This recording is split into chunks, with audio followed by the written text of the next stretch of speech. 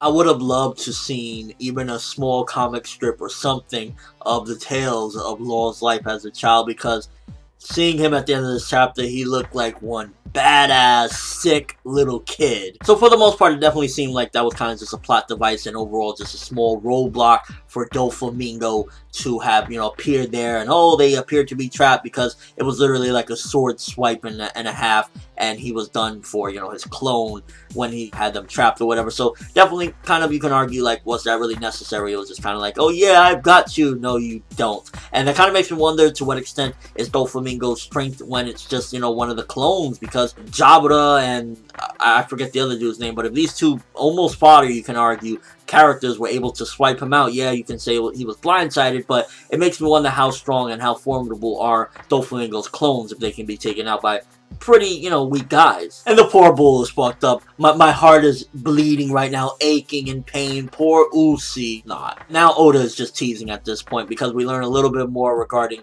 that Law was darker and crueler as a kid, and something that Corazon did changed him. It's like, what does Corazon look like? How did he act? Can we just go into this flashback already? Because Oda is just straight teasing at this point with this chapter. And that's exactly what the fucking Funk Krusty gets for betraying Luffy. In the end, Doflamingo just fucking swiped him down and fucked him up. It's like, that's what you get, you piece of shit. And I'm glad at the very least it wasn't that it took too much time away from Luffy and them getting to the next level, because he made a shortcut anyway, so it's not that much of a delay. But overall, just this whole Doflamingo trap thing, it was kind of like unneeded in a way. It adds a little bit more to, like, you know, things are actually happening, but as a whole, it's like, did Doflamingo really think that he would actually get Luffy in this little trap, especially using a clone? Stand back, people, the Tontadas are taking flight.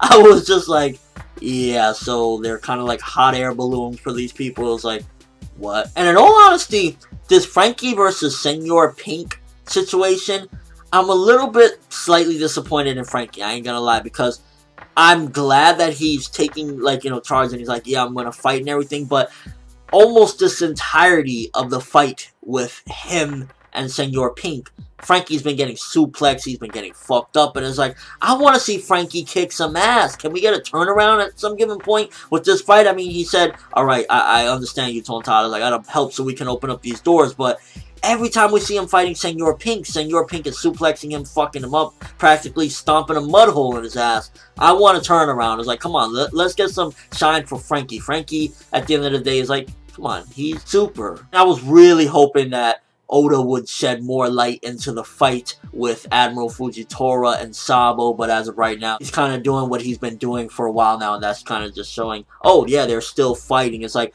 can we just get a full-on chapter or two of that fight? I know I sound like an action whore with that, but there are times where it's like, there's certain fights where I really want like a knocked-out brawl, like I've said before, like that Luffy versus Lucci type of fight. Can we get that, please? Or even the Zoro versus Pika situation. It's like, there's a couple of really interesting fights going on. Why is Oda doing them off camera? At the end of the day, sometimes I do want the battle aspect to be shined in a little bit more. Yeah, of course, character development, plot progression, all that good stuff. Good exposition as to what's going on. You know, that's all good and all that. But there are times where I'm like, this is a battle manga. Focus more on some of these battles that look fucking amazing. And then the ending where we see Law, where again, I'm like, this kid looks fucking cynical and maniacal. Is like, what could Corazon have possibly said or done to change him? What happened in Law's life to make him say, I grew up in a blank town? It's like, a lot of questions was arisen with this chapter, more so than answers, except that Law looked like a fucking badass little kid. I mean, dude came with fucking bombs and practically forced Doflamingo to let him be a part of his crew. And Doflamingo at some given point thought, man, maybe in like 10 years or so, he'll be my right-hand man. So definitely I like seeing that this was a little mini badass version of, you know, Law. Law was even badass when he was little, and it's kind of like, I want to know what changed him. So unfortunately, this chapter did a lot of teasing, if anything. It teased that Zoro versus Pika is going on. It teased that Sabo versus Fujitora is going on. It teased that Law was a badass little fucking kid. It teased that, well, Frankie's still getting his ass kicked. Like, Frankie, switch that up. Overall, we got some slight progression with Law and Luffy getting out of that situation, and we got a little bit of a glance of what Law looked like as a kid, but I'm hoping for a lot more, especially like this chapter just kind of seemed like a little bit of a nick in the road and not like a very big thing towards, you know, the overall story. So overall, between above average and fine, I'm gonna give this one 5.5 out of 10. It did some good things in the sense of moving along from this bump in the road, but in all honesty, it just seemed like kind of like a stall. And I feel as though Doflamingo wouldn't underestimate Luffy and Law enough to send just some sort of clone into some sort of little river trap. And also, fuck the Funk Brothers. Let me know what you thought of this chapter. First of all, what do you think is up with Law's backstory? Why he was just so fucked up as a little kid? And also, what do you think Corazon did to change him? And Corazon, in a sense, he sounds like he was a decent guy, so how the fuck is he related to Doflamingo if he was decent? And just your overall thoughts of the chapter. Again, there wasn't too much content. We did progress in certain aspects slightly, but as a whole, the best thing that this chapter delivered was seeing a badass baby Law. But that's all I have for this review. Thanks for watching. Hope you enjoyed. If you liked anything I had to say or enjoyed the video, drop me a like. I'd greatly appreciate it. And if you haven't subscribed, you can do so as well. That'd be awesome. I'm ForneverWorld, and as always, people, have an awesome day.